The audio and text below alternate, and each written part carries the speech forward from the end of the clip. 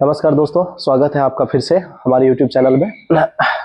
जैसा कि हमने पिछले क्लास में पढ़ा था इतिहास के प्रागैतिहासिक काल। सबसे पहले हम लोगों ने इतिहास के बारे में जाना, उसके बाद हम प्रागैतिहासिक काल में आए। उसके बाद उसमें हमने पाषाण काल के बारे में पढ़ा था और पाषाण काल में हमने ये भी कहा था कि मनुष्य उस समय पत्थरों के औजार का प्रयोग किया करते थे। ठीक है। इसके बाद भारत में पुरातात्विक क्या बोलते हैं, संग्रहालय, जिसे हम म्यूजियम बोलते हैं। ठीक है। पुराने जमाने में जो चीजें यूज की जाती थी, पुराने जमाने के लोग जो सामान यूज करते थे, उस समय के उपस्थित सामानों को अभी जो प्रमाण मिलता है उसकी खोज करके उसे कहाँ रखा जाता है? म्यूजियम में रखा जाता है। तो पहला हमारा म्यूजियम कहाँ है? दिल्ली में, इंदिरा गांधी मानव संग्रहालय। ठीक है। इसके अंतर्गत जो भी पाषाण काल के समय जो भी पत्थरें मिली थी, पाषाण की कुल्हाड़ियां वगैरह है ना, जो भी चीजें हैं वो सारी की सारी चीजें है ना वहां पे रखी हुई है। उसके बाद हमने बताया था पाषाण काल को कितने हिस्से में बांटा गया है? 4 हिस्से में। पहला था पूरा पाषाण काल, उसके बाद था मध्य पाषाण काल, उसके बाद था नव पाषाण काल, उसके बाद था ताम्र पाषाण काल। यानी 4 भागों में हमने इसे बांटा था। और 20 लाख ईसा पूर्व से लेकर के 12,000 ईसा पूर्व के बीच का जो समय था वो कौन सा काल था? पूरा पाषाण काल था। कौन सा काल था? पूरा पाषाण काल। उस समय मानव क्या थे? खाना बदोश थे। यानी खाना को जिस प्रकार जानवर खाना को एक जगह पे एकत्रित करके रखते थे और बाद में खाते थे, वैसे पहले भी थे, जैसा कि हमने पिछले वीडियो में बता चुके हैं। ठीक है। आते हैं हम मध्य पाषाण काल के पास। तो मध्य पाषाण काल भी हम पहले ही बता चुके हैं। इसमें हमने ये भी बताया था कि इसमें मानव हथियार, ठीक है, मानव के जो हथियार हुआ करते थे उस हथियार से छोटे आकार के थे। ठीक है। इसलिए उसको है ना शिकार करने में थोड़ी तकलीफें होती थी। बाद में बड़े औजार का इस्तेमाल किया गया। उस समय मानव ने एक चीज सीख हासिल कर ली थी। मनुष्य अगर कोई व्यक्ति की मृत्यु हो जाती थी तो अंतिम संस्कार उसका करने का है ना प्रावधान वहां से उन्होंने प्राप्त कर लिया था। तो अंतिम संस्कार की जानकारी उसका जो साक्ष्य मिलता है कहां से मिलता है? मध्य पाषाण काल से। उसके बाद हम लोग शुरू करेंगे नव पाषाण काल। कौन से? नव पाषाण काल की। नव पाषाण काल, इसका जो टाइम पीरियड है, ये तीसरा पॉइंट है शायद मेरा, है ना, नव पाषाण काल। इसकी जो शुरुआत है ये 10,000 ईसा पूर्व से, यानी 10,000 बीसी से लेकर के कहां तक? 3,000 बीसी तक चलेंगे। कहां तक? 10,000 से लेकर के 3,000 बीसी तक। हमने आपको पहले भी कहा था कि डेट वाइज आप चीजें याद रखेंगे क्योंकि इससे ज्यादा समझ में आती है। ठीक है। सबसे पहले इसकी जानकारी किसने दी थी? जॉन लुबाक ने। इसकी जानकारी सबसे पहले इसकी जानकारी सर्वप्रथम किसने दी थी? सर्वप्रथम किसने दी थी? तो जॉन लुबाक। क्या नाम था? जॉन लुबाक, है ना। ये भाई साहब 1865 में दी। कब दी? 1865 ईस्वी में। ठीक है। इन्होंने इनकी जानकारी दी। किसकी जानकारी दी? नव पाषाण काल की जानकारी दी। ठीक है। इसके बाद इस काल में मानव ने अस्थायी आवास बना लिया था। अस्थायी आवास का मतलब क्या होता है? घर, रहने के लिए घर। यानी इस समय मानव ने अस्थायी आवास मतलब रहने के लिए उन्होंने घर का निर्माण कर चुका था। ठीक है। बना चुके थे। ठीक है। इस काल तक मानव ने कृषि यानी कि खेती करने के लिए और पशुपालन भी शुरू कर दिया था। यानी इस समय लोग खेती करना और पशुपालन, और क्या? पशुपालन, ये भी लोग उस टाइम पे करना सीख चुके थे, है ना। तो अब धीरे धीरे नव पाषाण काल में जैसे ही आने लगे तो उस समय लोग खेती करना, है ना, पशुपालन करना, पालतू पशु को पालना, ये सारी चीजों का धीरे धीरे आविष्कार होने लगा। अगला पॉइंट आया, है ना, कि इसी काल में मानव ने पहिए की खोज की। क्या चीज की? पहिए की, है ना, और मनके की। इस समय मानव ने पहिए का आविष्कार किया और मनके का, और क्या चीज का? मनके का आविष्कार किया, मनके की खोज की। ऐसा लिख देते हैं तो ज्यादा बेटर रहेगा। खोज की, पहिए की भी खोज की और मनके की खोज की। ठीक है। इसके बाद कर्नाटक में भी, फिलहाल हम अगर बात करने, कर्नाटक के मैसूर के पास एक जगह है जिसका नाम है संगनकल्लू। ठीक है। संगनकल्लू नामक नव पाषाण कालीन पुरा स्थल के कुछ शाख मिले हैं। शाख मतलब प्रमाण होते हैं। शाख मतलब क्या होता है? प्रमाण। ठीक है। संगनकल्लू नामक नव पाषाण कालीन पुरा स्थल है, यहां से कुछ हमें शाख प्राप्त हुए हैं और वो ऐसा साक्ष्य जिसे हम प्रमाण बोलते हैं, राख के टीले प्राप्त हुए हैं। क्या चीज प्राप्त हुए हैं? राख के टीले। किसके टीले? राख के टीले। अब कहेंगे कि प्रश्न उठेगा सर ये राख के टीले कहाँ मिले हैं, तो राख के टीले मिले हैं मैसूर में। ये मैसूर कहाँ है, कर्नाटक में, यानी कर्नाटक के मैसूर में, कर्नाटक के मैसूर में। कहाँ मिले हैं, कर्नाटक के मैसूर में मिले हैं। ठीक है, मैसूर में एक जगह है संगन कल्लू, है ना, एक पुराना स्थल संगन कल्लू, संगन कल्लू नामक पूरा स्थल, पूरा स्थल, ऐसी जगह पर, है ना, एक क्या मिला हमें, राख के टीके मिले, टीके मिले हैं, सॉरी टीले मिले हैं। टीला मतलब होता है कोई ऊंचा ऐसा जगह, जैसे हम लोग नहीं बोलते हैं टीला, जैसे जहां पे एग्जाम्पल के तौर पर हम दें, तो जैसे मान लीजिए ये जमीन है, ठीक है, ये नीचे जमीन है, यहाँ पर बहुत सारी खेती होती है, इससे कुछ ऊंचाई पर यहाँ पर कुछ जमीनें रखी जाती है, इसको टीला बोलते हैं। यानी कि यहाँ पर लोग खेती कर रहे हैं और इससे कुछ ऊंचाई पर जो भूमि है जहां पर कुछ दलहन वगैरह फसलें उगाई जाती है, ऐसे ऊंची जगहों को हम क्या बोलते हैं, टीले बोलते हैं। तो वैसे ही टीले प्राप्त हुए हैं, और यहाँ पे कैसे टीले, राख के टीले प्राप्त हुए हैं। ठीक है, उसके बाद अब कहेंगे सर पशुपालन, पशुपालन का प्रमाण कहां से मिला है, तो पशुपालन का जो प्रमाण है भारत में आजमगढ़, ठीक है, अभी वर्तमान में से आजमगढ़ के नाम से जाना जाता है ना। पशुपालन का प्रमाण कहां मिला है, पशुपालन का प्रमाण, पशुपालन का प्रमाण ये कहां मिला, है ना। तो भारत में पशुपालन का जो प्रमाण मिला वो आजमगढ़, वैसे तो पहले इसको आदमगढ़ कहा जाता था, आदमगढ़, लेकिन वर्तमान समय में इसे क्या कहा जाता है, आजमगढ़, क्या कहा जाता है, आजमगढ़।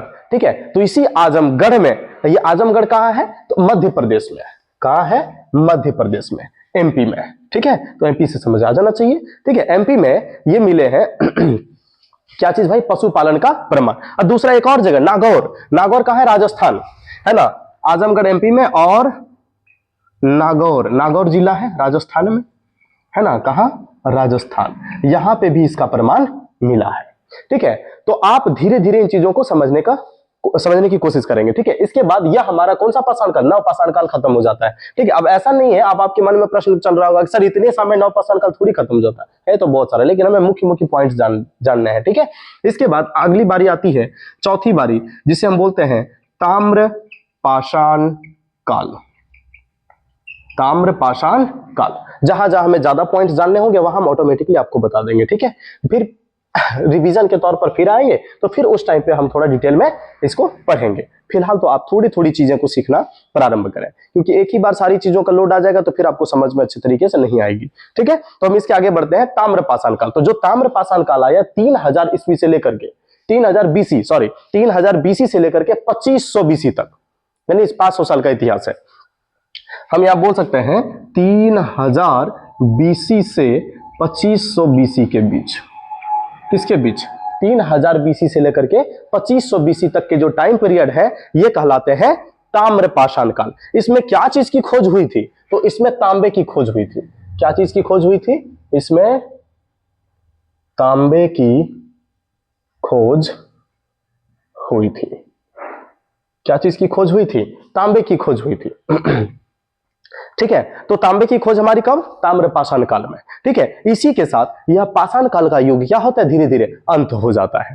ठीक है, अब पाषाण काल में तांबे की कौन सी बर्तन बनाई गई वो सब चीजें हम बाद में पढ़ेंगे। ठीक है, फिलहाल आपको टाइमली धीरे धीरे डेट वाइज चीजें समझनी है, उसके बाद में फिर हम डिटेल में एक बार फिर से जानेंगे, लेकिन अभी नहीं, कुछ समय पश्चात। ठीक है, अब क्या है, अब इस फिलहाल आप इतने का स्क्रीनशॉट ले लें। ठीक है, उसके बाद आपको हम ले चलेंगे सिंधु घाटी सभ्यता, जिसे हम कहते हैं इंडस वैली सिविलाइजेशन। सिंधु घाटी सभ्यता के बारे में हमें थोड़ी डिटेल में जाननी है, जिसकी जानकारी आपको अभी दी जाएगी, तो फिलहाल आप इसे नोट कर लें। ठीक है, अब आते हैं हम लोग सिंधु घाटी सभ्यता पर। ठीक है, इंडस वैली सिविलाइजेशन, सिंधु घाटी सभ्यता में इसका जो समय का काल है, टाइम पीरियड है, ये 2500 बीसी से लेकर के 2500 बीसी आपको हमने बीसी और एडी दोनों बताया है। ठीक है, तो ध्यान में रखेंगे 2500 बीसी से लेकर के कितना 1750 बीसी के बीच, है ना। अभी हम कहां से चले थे, 20 लाख बीसी से लेकर के 12,000 आए, है ना, उसके बाद 10,000 आए, उसके बाद 3,000 आए, फिर 2500 आए, और अभी 2500 कितना चल रहे हैं, 1750 बीसी के बाद। ठीक है, तो 1750 बीसी के बीच का जो टाइम पीरियड है वो इंडस वैली सिविलाइजेशन के अंतर्गत आता है। अब कहेंगे इसकी जानकारी सबसे पहले किसने दी, तो इसकी जानकारी सबसे पहले दी थी, है ना, चार्ल्स मेसन ने। इसकी जानकारी सबसे पहले किसने दी, सर्वप्रथम किसने दी थी, चार्ल्स मेसन ने। ठीक है, कब दी थी, 1826 में, है ना, कब दी थी, 1826 में। कब 1 जनवरी 1826 में, है ना, इसकी जानकारी दी। किसकी जानकारी, सिंधु घाटी सभ्यता की जानकारी। फिर 1856 ईस्वी में एक व्यक्ति आए। ठीक है, 1856 ईस्वी में एक नए व्यक्ति ने, जिनका नाम था अलेक्जेंडर, एक नए व्यक्ति जिनका नाम था अलेक्जेंडर कनिंघम। यह एक व्यक्ति आए जिनका नाम अलेक्जेंडर कनिंघम था, और इन्होंने इसकी जानकारी दी, किसकी, इंडस वैली सिविलाइजेशन की। ठीक है, उसके बाद 1861 में किसके लिए, सिंधु घाटी सभ्यता में जो भी चीजें हुई, इससे घटित घटनाएं हुई, उनके लिए 1861 में, एग्जैक्ट डेट, जी हाँ, 1861 में इसके लिए एक डिपार्टमेंट बनाया गया। 1861 ईस्वी में इसके लिए नहीं, सिंधु घाटी सभ्यता के लिए नहीं, पुरातत्व स्थल की खोज जो की गई थी, जितने भी चीजें खोजी गई थी उनके लिए, ठीक है, एक डिपार्टमेंट, इसके लिए एक डिपार्टमेंट की स्थापना की गई।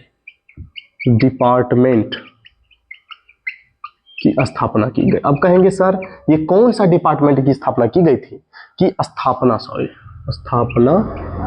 की, कौन से डिपार्टमेंट की स्थापना की गई थी, ASI, इसका नाम है ASI। इसका मतलब क्या होता है, इसका मतलब होता है archaeological survey of India, archaeological survey of India. ठीक है, तो आर्कियोलॉजिकल सर्वे ऑफ इंडिया, है ना, इसकी स्थापना हुई, जिसका हेडक्वार्टर यानी मुख्यालय, है ना, हेडक्वार्टर कहां बनाया गया, दिल्ली बनाया गया। कहां बनाया गया, दिल्ली बनाया गया। किसका, आर्कियोलॉजिकल सर्वे ऑफ इंडिया। इसके तहत क्या की जाती थी, जैसे पुराने चीजों का जो साक्ष्य मिलता था, प्रमाण मिलता था, उसकी जांच करने के लिए एक कमिटी बनाई गई, एक डिपार्टमेंट की स्थापना की गई। उस डिपार्टमेंट का नाम रखा गया आर्कियोलॉजिकल सर्वे ऑफ इंडिया। इसका हेडक्वार्टर कहीं ना कहीं तो इसका मुख्यालय बनाना पड़ेगा, है ना। अगर मान लीजिए कोई भी चीजें, मान लीजिए बैंक है, तो बैंक एक मुख्य बैंक होता है, मेन ब्रांच जिसको बोलते हैं, उसके बाद उसके अंतर्गत छोटी छोटी शाखाएं होती है, तो उनका एक मेन ब्रांच होता है, मुख्य शाखाएं होती है। तो उसी प्रकार से इस डिपार्टमेंट की एक हेडक्वार्टर बनाई गई, जो कहां रखा गया, उसका हेडक्वार्टर दिल्ली में रखा गया। ठीक है, इसके बाद इसका कोई ना कोई एक भाई लीडर तो बनेगा ना, क्योंकि डिपार्टमेंट की अगर स्थापना करते हैं तो उसका एक लीडर आवश्यक होता है। तो इसके लिए एक महानिदेशक, जिसे हम डायरेक्टर जनरल कहते हैं, इसका महानिदेशक, किसका भाई, आर्कियोलॉजिकल सर्वे ऑफ इंडिया का महानिदेशक को ही हम कहते हैं, क्या बोलते हैं इसको, डायरेक्टर जनरल, बिल्कुल, डायरेक्टर जनरल, है ना, इसको क्या बोलते हैं, डायरेक्टर जनरल। तो इसका महानिदेशक जो बनाया गया, इस भाई साहब इसके लिए जो नियुक्त किया गया, जॉन मार्शल को, कब किया गया, 1902 में, 1902 ईस्वी में इसका महानिदेशक, 2 ईस्वी में इसका महानिदेशक किसे बनाया गया, जॉन मार्शल को। किसका, इसी आर्कियोलॉजिकल सर्वे ऑफ इंडिया का महानिदेशक किसे बनाया गया, जॉन मार्शल को बनाया गया। उसके बाद एक डेट आती है 1920, एक डेट आती है 1920 ईस्वी। इस 1920 ईस्वी में दयाराम साहनी, है ना, दयाराम साहनी ने हड़प्पा सभ्यता की खोज की, है ना। 1920 में दयाराम साहनी, इन्होंने कौन सी सभ्यता की खोज की, हड़प्पा सभ्यता। अब आप कहेंगे ये कहां है, ये कहाँ है वर्तमान स्थिति में? हड़प्पा कहाँ है? पाकिस्तान में है। पहले तो पाकिस्तान अपने में था, है ना, अपने यहाँ का था, वो विदेश से थोड़ी आया है, वो तो हम ही लोग उसको दे दिए हैं, है ना जी। तो पाकिस्तान अभी वर्तमान समय में हड़प्पा का है पाकिस्तान में। उसके बाद 1922 में एक और व्यक्ति आए, 1922 22 ईस्वी में एक और व्यक्ति आए जिनका नाम है राकल दास बनर्जी, है ना, इसका नाम है राकल दास बनर्जी। कौन व्यक्ति आए? राकल दास बनर्जी। इन्होंने भी एक स्थान की खोज की, है ना, मोहनजोदाड़ो या मोहनजोदड़ो बोल सकता है, मोहनजोदड़ो। अभी वर्तमान में अगर बात करें कि मोहनजोदड़ो यह एक जगह है ना, जो सिंधु घाटी सभ्यता का एक स्थान है ना। इस जगह को खोजा किसने? राकलदास बनर्जी ने। एक हड़प्पा सभ्यता की खोज किसने की? दयाराम साहनी ने। मोहनजोदड़ो वर्तमान स्थिति में कहां है? तो ये भी कहां है? वह है पाकिस्तान में, ठीक है, ये भी कहां है? पाकिस्तान में। कोई दिक्कत? अब भाई साहब ये समस्या है कि इसका नाम सिंधु घाटी सभ्यता पड़ा क्यों, है ना, सिंधु घाटी सभ्यता इसका नाम क्यों पड़ा? इसका रीजन ये है क्योंकि ये एक नदी के किनारे है, अवस्थित है। उस नदी का नाम है इंडस रिवर, है ना, क्योंकि चूंकि, है ना, चूंकि यह इंडस रिवर के किनारे है। किसके किनारे है? इंडस रिवर के किनारे है, इसीलिए इसका नाम क्या पड़ा? Indus valley. क्या नाम पड़ा? किनारे है, इसलिए इसका नाम, अतः इसका नाम क्या पड़ा?